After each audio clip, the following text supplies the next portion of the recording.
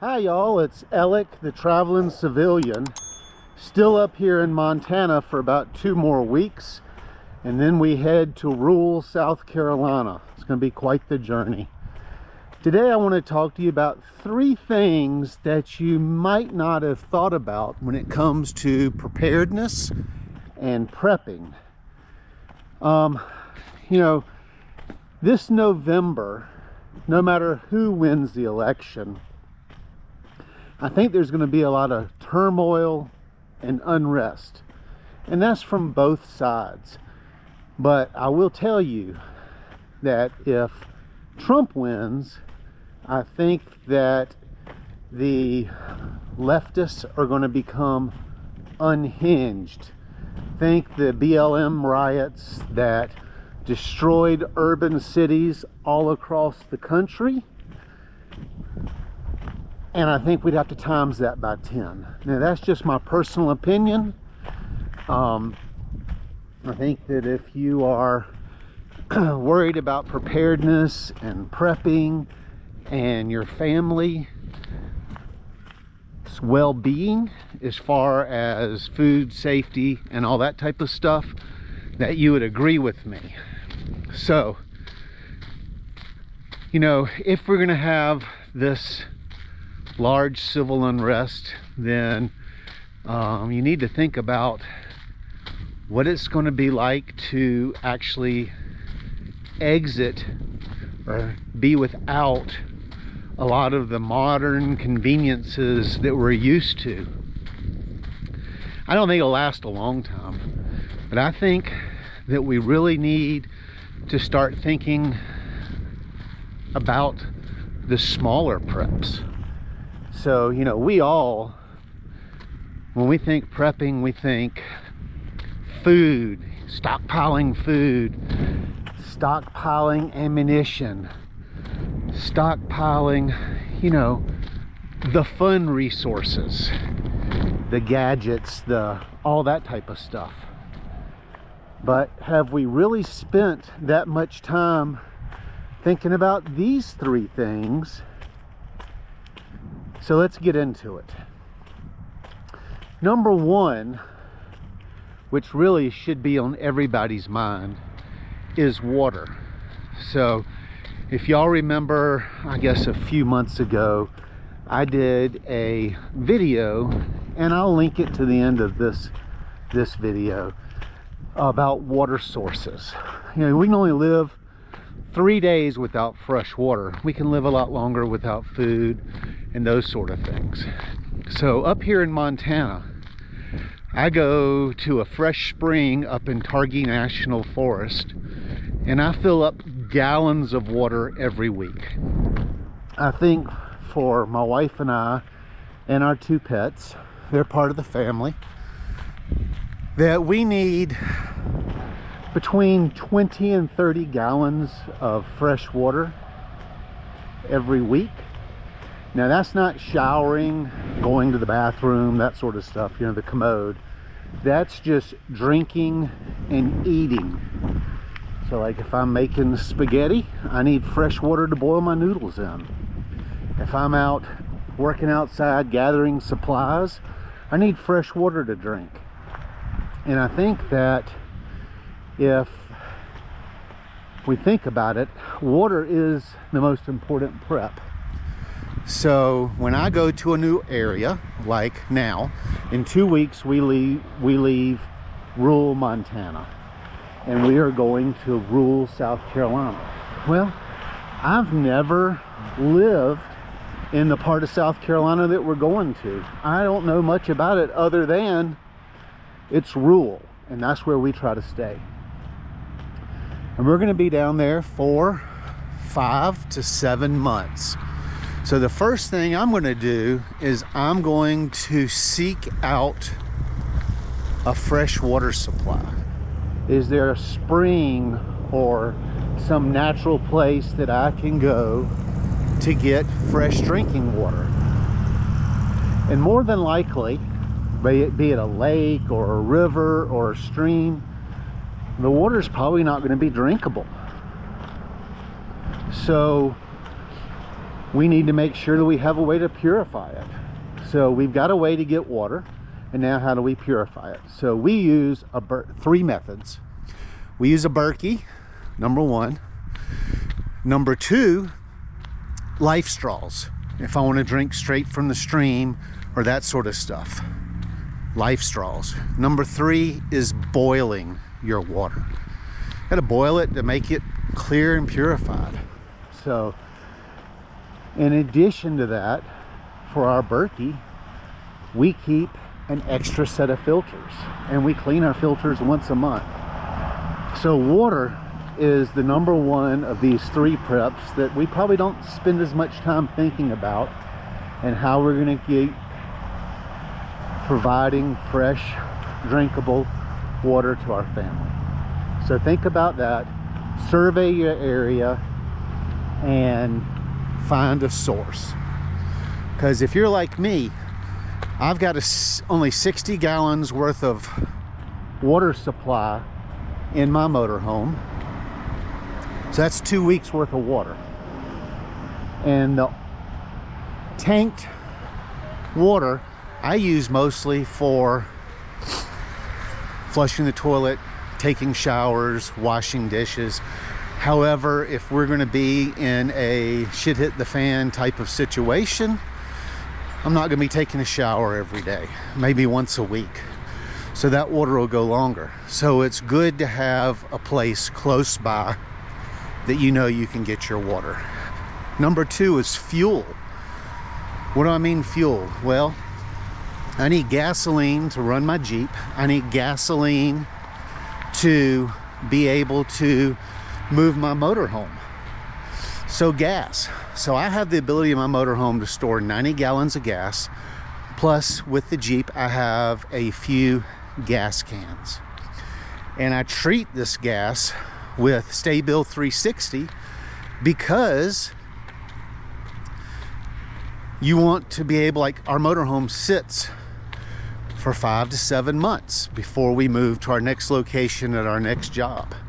Keep sta-bil 360 in the gas, so if I have to crank the generator, the gas is fresh and available. If something's going on, if there's turmoil in the community and I need to move to another community, the engine will crank and it'll be fine, because it's hard to find gas that doesn't have corn in it. So number one, fuel. You need to make sure you got enough fuel for an emergency situation. Second part of fuel is, how am I going to cook? So we have two ways to cook in our motorhome, which is our house. So the first is fire. Now, if you live in an urban area, within a day or two, all the available firewood's going to be gone.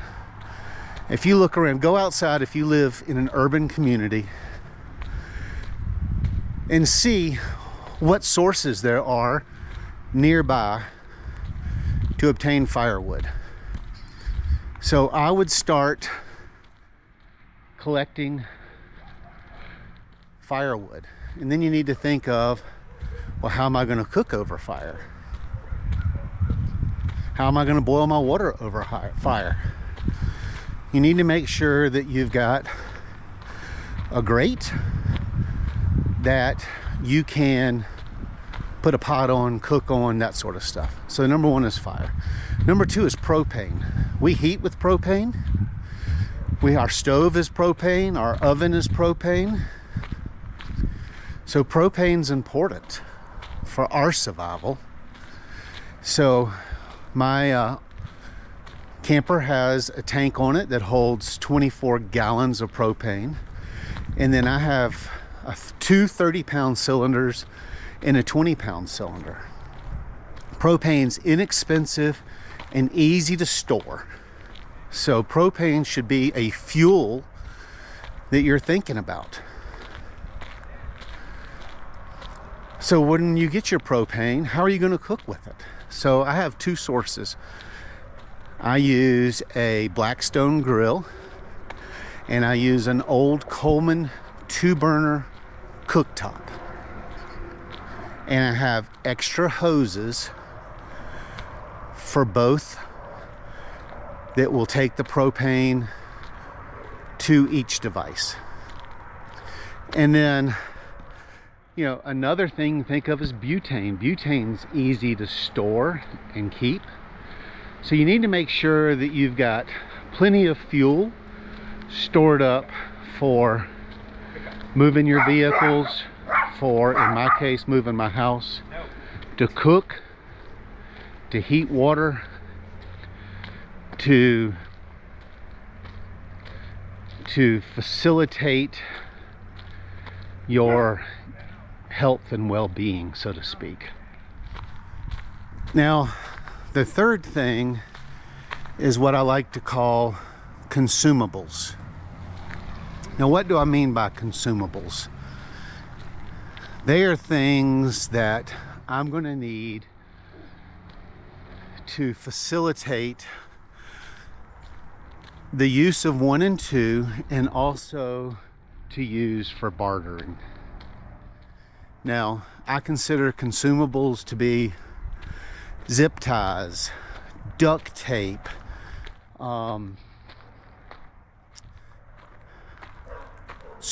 gloves, things that you're going to go through and use up. Another, I think the biggest, is batteries. Now, we use a lot of rechargeable batteries for our flashlights, for just about anything.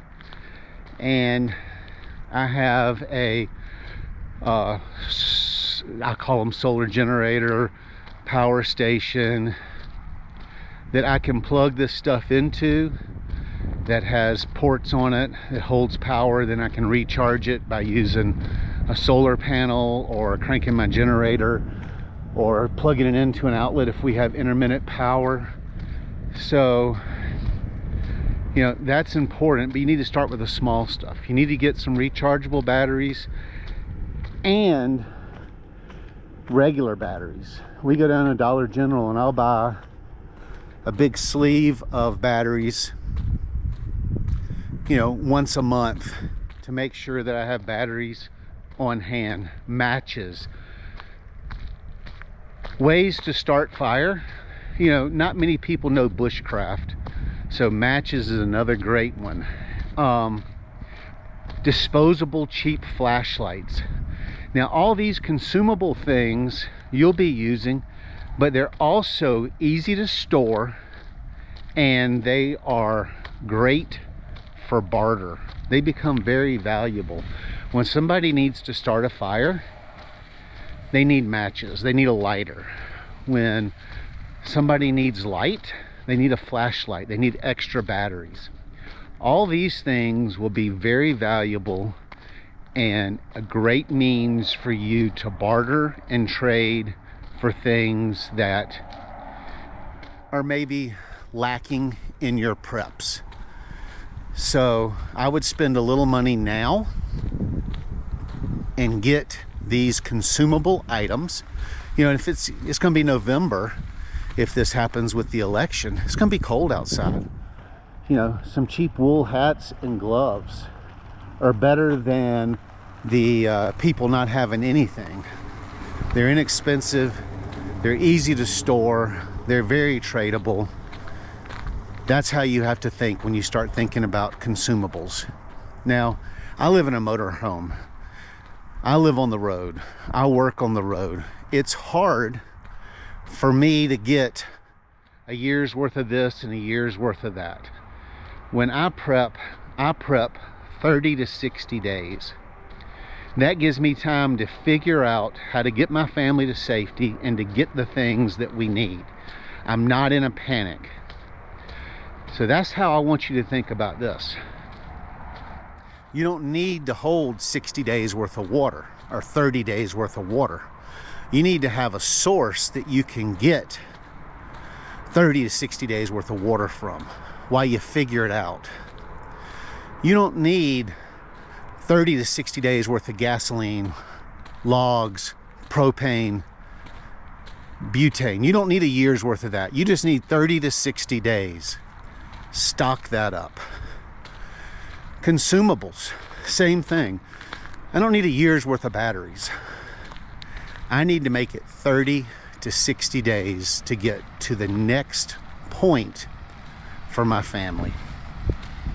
So I hope this made you think, and I hope it makes you take action, and I hope that we don't need any of these things.